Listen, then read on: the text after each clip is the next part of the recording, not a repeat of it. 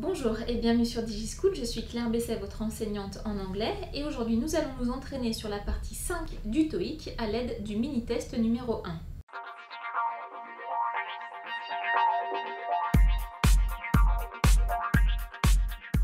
Ce mini-test va comprendre 4 questions qui sont assez significatives de ce que vous pourrez trouver le jour du TOEIC. Je vous encourage à ne pas passer plus de 40 secondes par question. En effet, ce temps de 40 secondes représente une moyenne, ce que vous devrez passer sur chaque question pour ne pas dépasser le temps imparti. Vous aurez la correction à la fin des 4 questions qui seront suivies par les explications. À vous de jouer. Question 1. Question 2. Question 3. Question 4.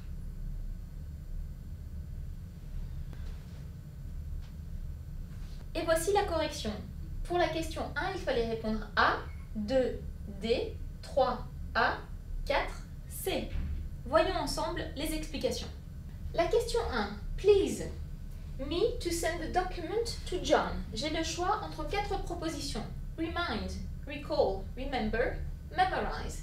Ici, si je traduis la phrase, le sens que je vais vouloir approcher sera certainement celui de « S'il te plaît, rappelle-moi d'envoyer le document à John ». Alors là, attention, on essaie de nous piéger entre remind et remember. Rappeler quelque chose à quelqu'un sera to remind something to someone.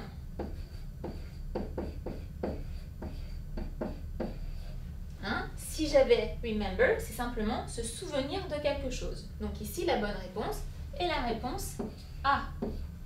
Please remind me to send the document to John. Et je retrouve exactement la structure dont j'ai besoin.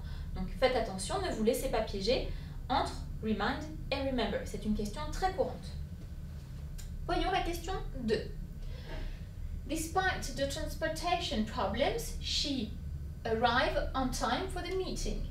Alors, si je traduis la question, on aura malgré les problèmes de transport, elle est arrivée à l'heure pour la réunion. Donc, elle a réussi à arriver à l'heure pour la réunion. Ici, je vais avoir le choix entre managed, succeeded to, able to, managed to. Donc, je reprends la phrase. Despite the transportation problems, she... Alors, on ne va pas pouvoir avoir managed, puisque manage est toujours suivi de to. Donc ici, je n'ai rien. She succeeded to. Donc là, on va vraiment parler d'un succès. Donc là, ce n'est pas vraiment un succès, c'est simplement qu'elle s'est débrouillée pour arriver à l'heure. Donc là, le sens est un peu trop fort. Able to va fonctionner avec l'auxiliaire être. Donc par exemple, ici, il nous manquera, donc, par exemple, she was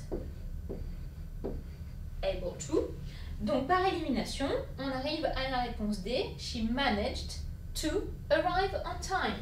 Donc la réponse est là D.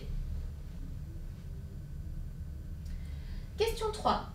She was recently promoted to a position in R&D and works in the strategy department. Donc je vais avoir là le choix entre no longer, anymore, ever, never. Donc si je traduis la question, elle a récemment eu une promotion pour intégrer le département recherche et développement et ne travaille plus au département de la stratégie. Donc ici, on va chercher à exprimer ne travaille plus. Donc pour exprimer cette situation, forcément, on va avoir un négatif, ne plus travailler.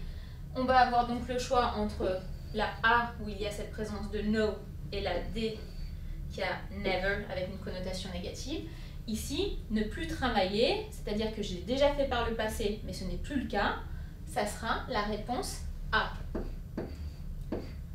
La réponse D, never, implique que ça n'a jamais été le cas, qu'elle n'a jamais travaillé pour le département stratégie. Donc si je reprends la phrase, she was recently promoted to a position in R&D and no longer works in the strategy department. Question 4. The European CEO is arriving at the airport tomorrow morning. Can you?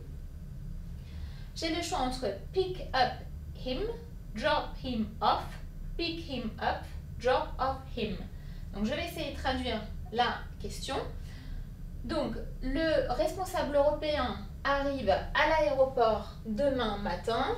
Peux-tu, très certainement, aller le chercher? Donc ici, on va essayer de regarder un petit peu. Alors d'un côté, je vais avoir soit pick, soit drop. Pick, drop, pick, drop. Donc déjà, aller chercher quelqu'un, ça ne sera pas le déposer. Aller chercher quelqu'un, ce sera pick. Donc je vais avoir le choix entre la A et la C. Maintenant, la question, est-ce qu'on va dire pick up him ou bien pick him up? Forcément, aller chercher quelqu'un, ça il faut l'apprendre par cœur, ce sera la réponse C, pick him up. Si je reprends, the European CEO is arriving at the airport tomorrow morning, can you pick him up? Et voilà pour ce premier mini-test de TOEIC sur la partie numéro 5. J'espère que ça vous aura été utile. N'hésitez pas à faire les autres mini-tests sur cette partie et en attendant, je vous dis à bientôt sur DigiSchool.